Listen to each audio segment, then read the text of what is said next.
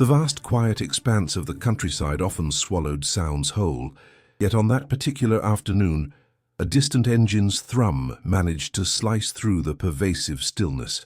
Helen, a woman whose weathered hands told tales of torque wrenches and oil stains, lifted her gaze from the tired engine of a motorcycle sprawled across her workbench.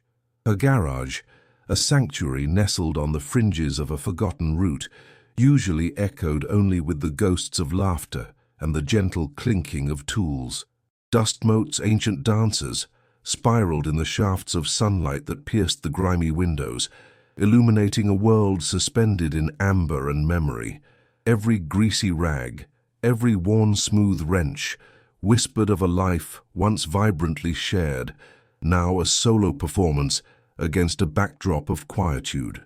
It was rare for anyone to stray off the main arteries of travel, even rarer for a motor to sound so profoundly weary, as if it had journeyed far beyond its mechanical limits and carried an unseen weight. Helen, her expression a calm landscape of experience and quiet sorrow, understood such fatigue. She often felt it herself, a lingering ache in the heart that no amount of rest could truly soothe. Her late husband, Elias, had taught her everything about the roar and purr of engines, about the freedom found on two wheels, and about the deep camaraderie of the open road. After his passing, she had inherited not just his tools and his love for motorcycles, but also the profound silence that had taken residence in their once boisterous home. The bell above the garage door, a rusty sentinel, jingled softly as a figure stepped inside. The man who entered seemed to carry the very dust of the road upon him. His boots were scuffed, his face etched with a fatigue that went beyond physical exertion, and his eyes held the shadowed gaze of one who bore burdens heavier than any saddlebag. He looked around the garage, his gaze lingering on the framed photograph of Elias and Helen, vibrant and laughing. On their matching cruisers taken years ago, he cleared his throat, a dry, raspy sound. "I need help," he said, his voice a low murmur, as if each word was an effort. "She just stopped, won't start anymore." Helen slowly approached his motorcycle, a classic machine whose chrome gleamed dully beneath a thick layer of road dust. She laid a hand gently on its fuel tank, a gesture as tender as touching a cherished memory. The metal was cool beneath her fingers, unresponsive. Her gaze, soft yet keenly observant, swept over the bike, noting the subtle signs of neglect, the faint tremor in the man's stance. "Sometimes they stop because they are too tired," she replied, her voice soft, imbued with a symbolic understanding. "And sometimes the one guiding them is just as weary." She looked into his eyes, a brief, penetrating moment of shared understanding that transcended words. The man's shoulders sagged almost imperceptibly, as if her quiet observation had pierced through a carefully constructed facade. She knew the feeling intimately, the pretense of strength when the soul was crying out for respite. The silence between them for a moment was not empty, but resonant, a shared breath of quiet acknowledgement. The world outside her garage often treated Helen as an afterthought, a faded photograph in the bustling album of life. At the local market, she might be overlooked at the counter, her soft-spoken requests drowned out by impatient shoppers. In the village post office, her handwritten letters, composed with careful thought, sometimes felt trivial amidst the digital rush. Each subtle slight, each moment of unacknowledged presence was a tiny chip away at the dignity she so carefully maintained.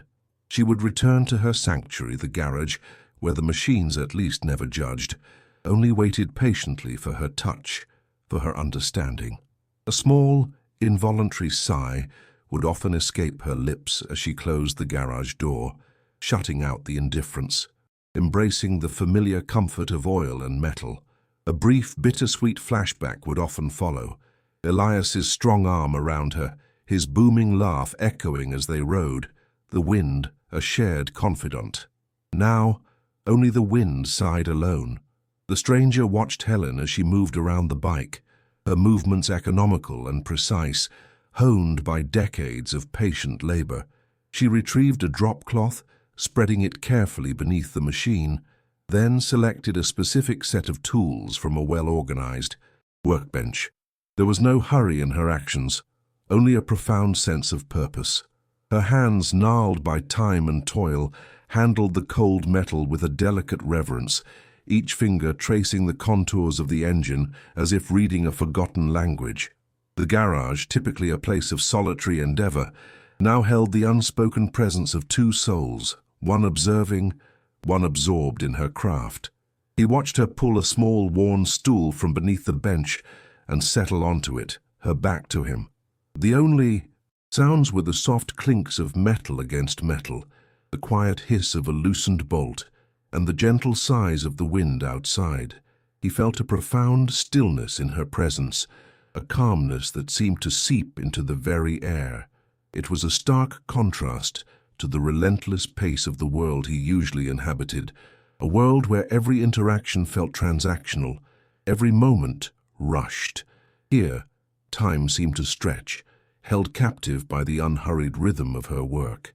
He found himself trying to fill the quiet, a habit born of loneliness and a long journey. "Do you live alone?" he asked, his voice softer than before, betraying a vulnerability he rarely exposed. Helen paused, her wrench resting on the engine block. She turned her head slightly, enough for him to see the faint, knowing smile that touched her lips. "Not exactly," she replied, her voice a gentle current in the stillness. "I have the road, the wind, and memories that never let me forget who I was and who I still am." Her gaze drifted to the framed photograph on the wall, a silent testament to the enduring presence of her past. He followed her gaze, sensing the weight of untold stories, the quiet echoes of a love that still resonated within these walls. He had expected a straightforward answer, a lament perhaps, but her words were a riddle wrapped in poetry, hinting at a richness of spirit that defied the solitary setting. He felt a stir of something unfamiliar, an impulse not to rush, not to leave, but to simply exist in this quiet space, to absorb the gentle cadence of her being. She turned back to the engine, her focus unbroken, yet the subtle shift in the atmosphere confirmed a connection had been made, however tenuous. He spent the next hour simply watching her, mesmerized by the quiet ballet of her hands, the almost intuitive way she seemed to communicate with the reluctant machine. She spoke softly to the parts, murmuring encouragement, her words a soothing counterpoint to the stubborn silence of the engine. He noticed the tiny details, the way she would wipe a speck of grease from her brow with the back of her hand, leaving a faint smudge, or the way her eyes, though often distant, sharpened with intense concentration when diagnosing a problem. There was a profound respect in her touch, a patience that spoke of a deep understanding not just of mechanics, but of the inherent stubbornness of things, be they steel or spirit. A tiny, rusted spring, almost imperceptible, fell from the engine. Helen paused, her eyes narrowing. She picked it up, turning it over in her fingers. "Ah, there you are," she whispered, as if speaking to an old friend. The stranger had a fleeting thought of his own life, of small, critical parts that had fallen away unnoticed, leaving behind a persistent malfunction. He saw himself in that tired spring, overlooked, corroded, essential.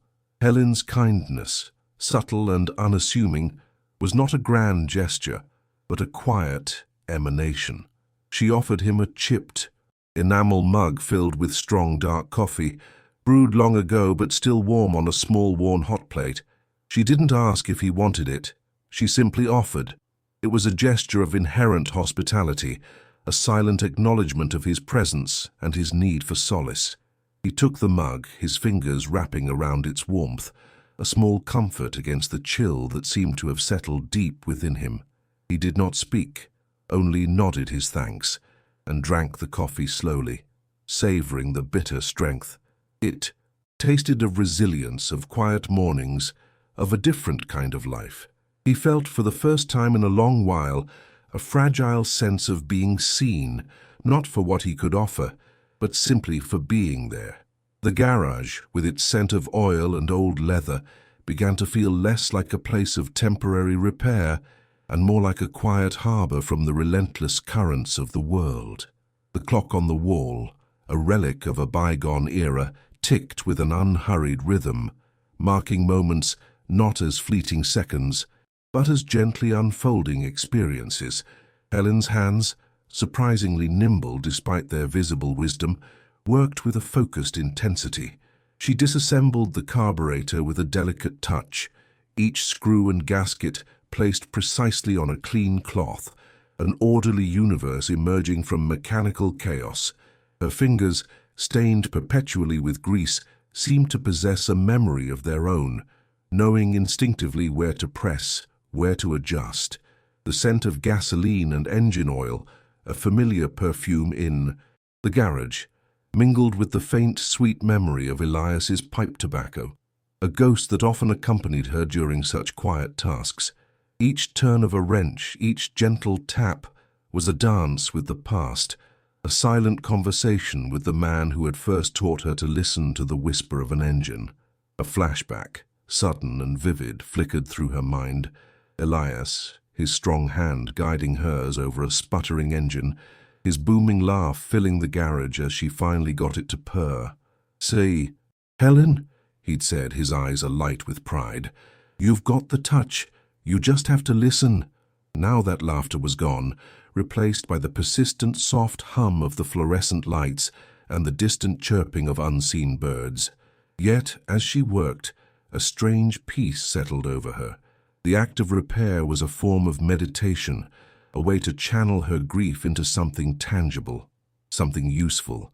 The pain of loss was still a dull ache, but within the rhythmic movements of her craft, it transformed, becoming a poignant wellspring of strength, not a paralyzing sorrow. The stranger watched her, his own weariness momentarily forgotten. He saw not just a mechanic, but an artist, a healer. He noticed the subtle way her shoulders relaxed as she focused, the soft concentration in her eyes. He had known men who repaired engines, but none with such reverence, such quiet dedication. He saw her competence, not as a show, but as an intrinsic part of her being, a natural extension of her patient spirit. His own life, he realized, had been about constant forward motion, rarely about stopping to mend what was truly broken. After what felt like an eternity, but was likely only an hour or so, Helen tightened the last screw. She stepped back, wiped her hands on a rag, and nodded towards the motorcycle. "Try her now," she said, her voice betraying a quiet confidence. The stranger, hesitant, climbed onto the seat.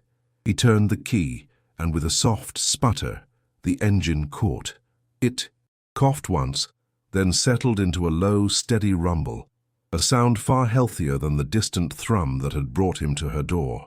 A wave of profound relief washed over him, a visible loosening of the tension that had gripped his shoulders.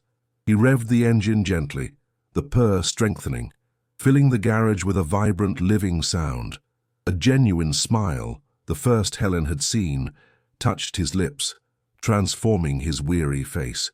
It was a smile of pure, unadulterated gratitude, a moment of profound validation that Helen absorbed quietly, deeply. "How much do I owe you?" he asked, reaching for his wallet, his voice imbued with newfound lightness.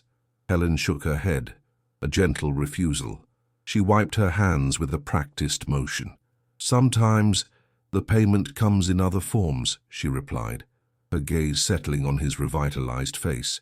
She meant the restoration of hope, the quiet witnessing of a soul finding a moment of reprieve.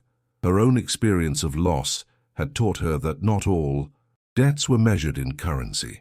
Some were counted in moments of shared vulnerability, in the silent mending of spirits. He hesitated, then slowly withdrew his hand from his wallet. He understood. He reached into his coat pocket and pulled out a small, intricately carved wooden box. It was smooth beneath his fingers, aged, and carried the faint scent of something earthen, like old roots. He placed it carefully on the workbench, near Elias's framed photograph. "Then perhaps this will suffice," he murmured, his eyes meeting hers, a silent exchange of profound understanding passing between them. He lingered for a moment longer, a silent farewell, then mounted his now purring machine. With a final, almost imperceptible nod, he rode out of the garage, the bell jingling its soft departure. Helen watched him go, the sound of his engine fading into the distant murmur of the road. Slowly she turned to the wooden box. It was small, crafted with care, and felt surprisingly heavy in her hand. She opened it, her fingers tracing the delicate lines of the wood. Inside, nestled on a bed of faded velvet, lay a silver pendant, intricately etched with the design of two outstretched wings, and beneath it, a single folded piece of paper. The paper, worn at the creases, held a message penned in a firm, elegant script. "For one who mends what time attempts to break. Wear this when you need to remember there is still faith on the roads." That night, Helen could not sleep. The stranger's weary eyes, the quiet strength of his presence, and the unexpected message echoed within her. The pendant, cool against her palm, felt like a silent promise. It was not just a piece of metal, but a symbol, a testament to an unseen connection, a validation of her quiet art. The words, "faith on the roads," resonated deeply, stirring something long dormant within her own soul. For weeks, she had been repairing machines, but perhaps, she realized, she had also been mending something far less tangible, something within herself. The initial shift was subtle, a quiet widening of her internal lens. She began to notice more, to see past the superficial hustle of daily life, to the silent stories carried by those who passed by her solitary garage. The winds, she now perceived, carried not just dust, but the hushed whispers of forgotten narratives, each one a potential thread in the tapestry of her own unfolding journey. In the days and weeks that followed, Helen's quiet routine began to subtly shift, not in outward actions but in an internal recalibration of perception. The pendant, now worn beneath her simple work shirt, was a constant, cool presence against her skin, a tangible reminder of the stranger's words. She still woke early, still prepared her solitary cup of tea, still dusted the lingering memories from the workbench, but her gaze was different. It lingered longer on the people who passed by on the main road, on the worn-out vehicles that occasionally pulled into her. Gravel Drive, not just as potential repairs, but as vessels carrying unseen narratives. The wind, once a mournful companion, now seemed to carry hints of stories, hushed and fleeting, prompting her to listen more intently. She started to realize that every engine had a heartbeat, and every driver a silent journey, each one as intricate as the gears she so meticulously aligned.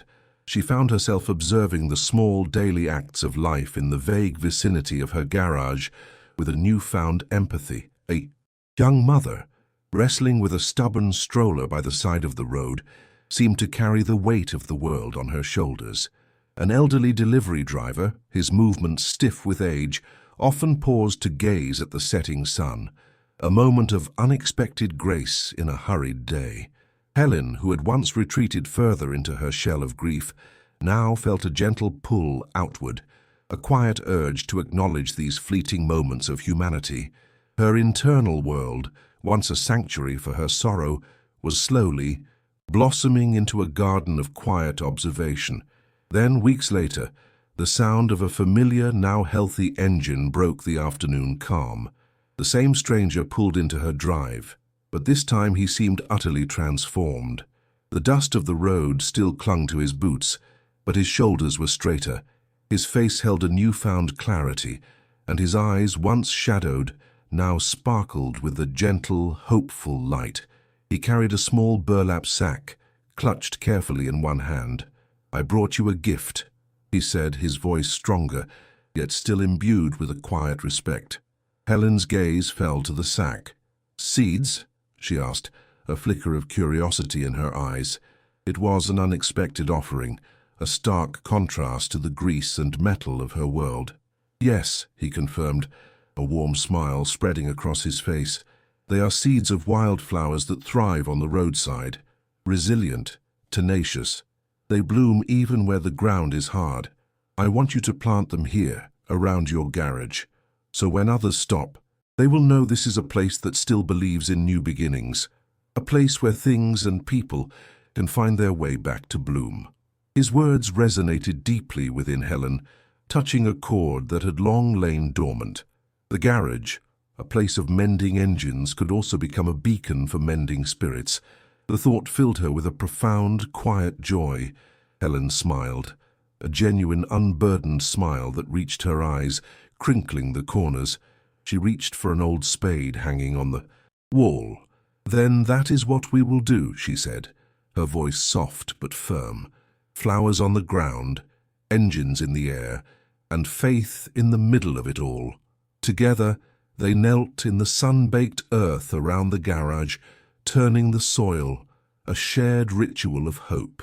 His hands, no longer trembling, helped her sprinkle the tiny seeds, a promise whispered to the earth. It was a simple act, yet it felt monumental, a quiet reordering of her world. As they worked, the delivery driver, the one who often stopped to watch the sunset, pulled up with a package. He paused, observing Helen and the stranger planting, a quizzical look on his face. He was the indifferent antagonist, not cruel, but simply hurried, representative of a world too busy to notice. He had seen Helen as merely the quiet mechanic, a fixture of the landscape. Now he saw her, spades in hand, sharing a moment of unexpected beauty. His gaze softened, a hint of surprise in his eyes. With the passing days, tiny green shoots emerged from the earth, then unfurled into strong, stubborn yellow blossoms, resilient against the sun's warmth and the dust of the passing road. The garage, once a solitary bastion, began to acquire a new identity. Travelers, drawn by the vibrant splash of color, would pause, their eyes lingering on the unexpected beauty. Word began to spread among those who frequented the less traveled routes. There was a garage, far from the bustling main roads, where not only machines found renewed life, but where vibrant wildflowers grew, a silent testament to hope. Helen, once a figure overlooked, now found herself receiving nods of acknowledgement, sometimes a brief, kind word from those who paused. She would greet them with a quiet dignity, her presence now radiating a gentle warmth that invited connection. One late afternoon, Helen found a small handwritten note tucked beneath a yellow wildflower, pinned to her garage door. It was the stranger's neat script. "The flowers bloomed. So did I." She carefully folded the note and placed it inside the wooden box, beside the winged pendant.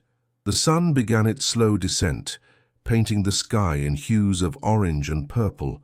The hum of her own beloved Harley, Elias's old bike, filled the air as she started it.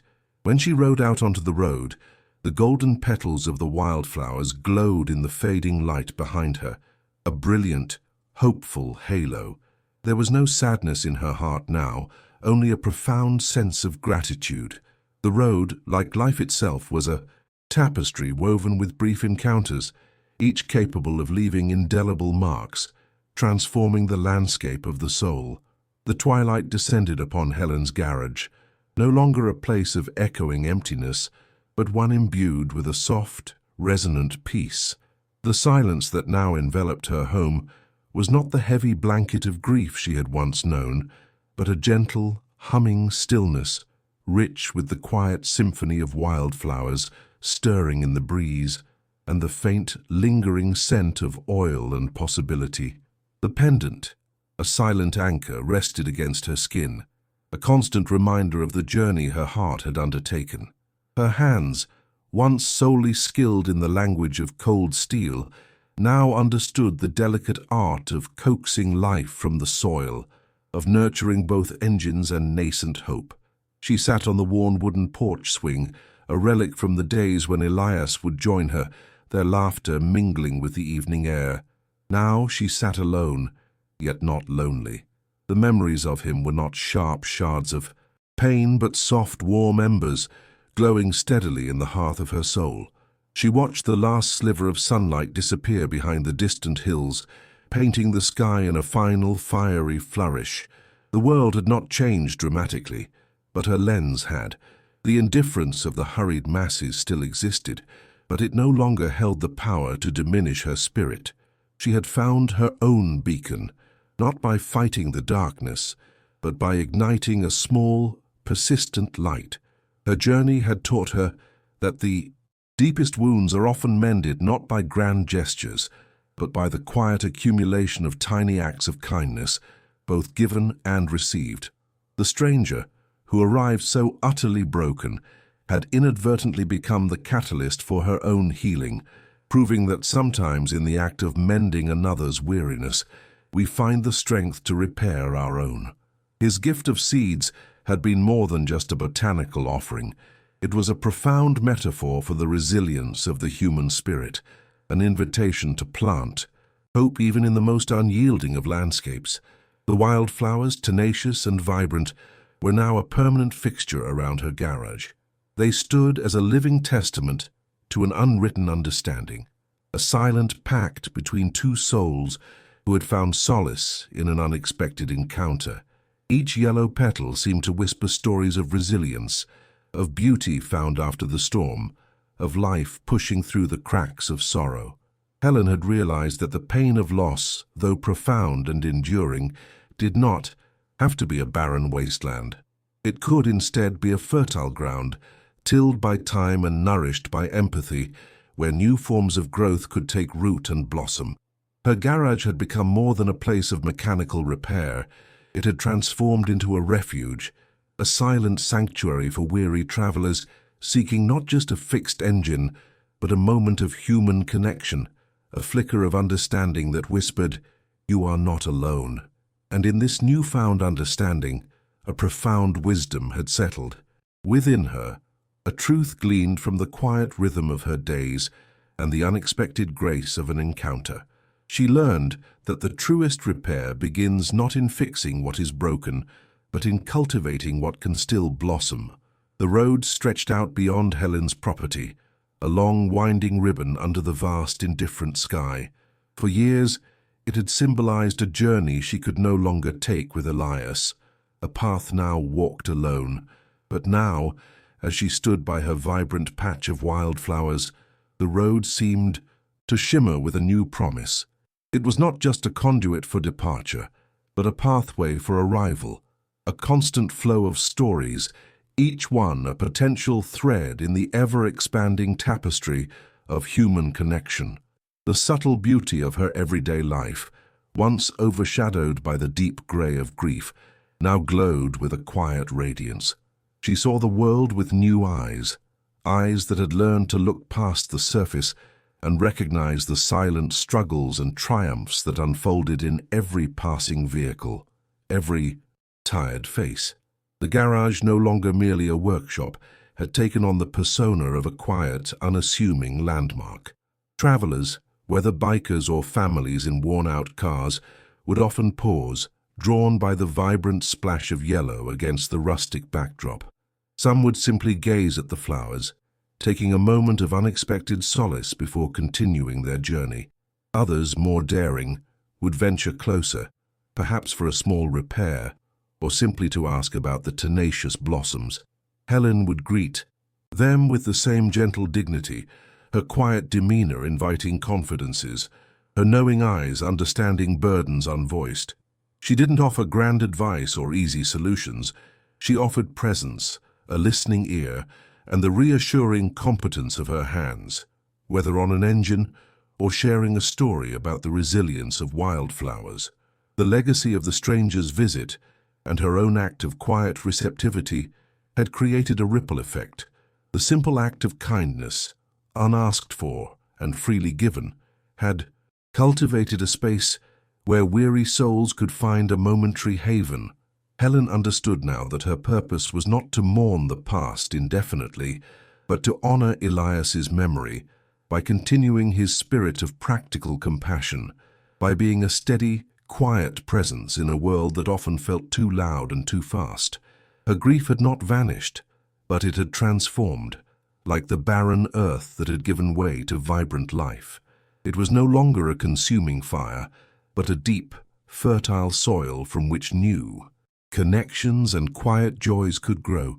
Each evening, as the sun dipped below the horizon, Helen would walk among her flowers, her fingers tracing their soft petals. She thought of the stranger, of his transformed eyes, and of the profound message he had left behind. She thought of Elias, and how he would have chuckled at her newfound gardening prowess, perhaps even teasing her good-naturedly about trading wrenches for trowels. But she knew, with a certainty that settled deep in her bones, that he would have understood. He had always seen the heart of things, the deeper currents beneath the surface, and he would have recognized that the truest strength lies not in imperviousness to pain, but in the courageous, quiet act of finding new ways to bloom, to offer warmth, to continue the journey, even when the path ahead seemed uncertain. Her life, like the road, was an ongoing pilgrimage, now illuminated by the gentle, tenacious light of unexpected grace. Helen's story, a quiet testament to the enduring power of gentle kindness, unfurls slowly like the petals of a roadside flower. It reminds us that our most profound transformations often begin not with a shout, but with a whisper, not with a grand upheaval, but with a subtle shift in perspective. Her journey from the quiet solitude of grief to the vibrant yet understated embrace of renewed purpose is a mirror reflecting a universal truth. Within each of us lies a dormant garden, waiting for the right moment, the right touch to spring to life. Have you ever encountered an indifferent antagonist in your own life, perhaps the hurried pace of a world that overlooks quiet struggles or the silent barriers that prevent authentic connection? Helen navigated these not with aggression, but with a patient, steadfast dignity, allowing her innate kindness to become her most potent shield. Her hands, once solely adept at mending engines, found a new calling in cultivating hope, proving that our skills, no matter how specific, can become conduits for profound human connection. Perhaps you too hold a quiet talent, a hidden strength, or a wellspring of empathy that the rush of daily life has pushed to the background. What small act of kindness, what forgotten skill, might be waiting for an unexpected encounter to awaken its dormant power? Helen's story is a gentle invitation to pause, to listen to the whispers carried by the wind, and to consider the profound impact of a single, genuine connection. It challenges us to look beyond the immediate, to recognize that the deepest repairs often transcend the visible, mending not just machines, but the silent fractures within a soul. This was Helen's soul's spring, a testament to the unexpected beauty that can emerge from pain. If her story watered something within you, if it sparked a quiet realization or stirred a forgotten memory, let us know. Leave a bloom in the comments below and share a brief thought about what you learned, what resonated with your own journey, or what quiet kindness you've witnessed. Don't let your own profound story wilt in silence.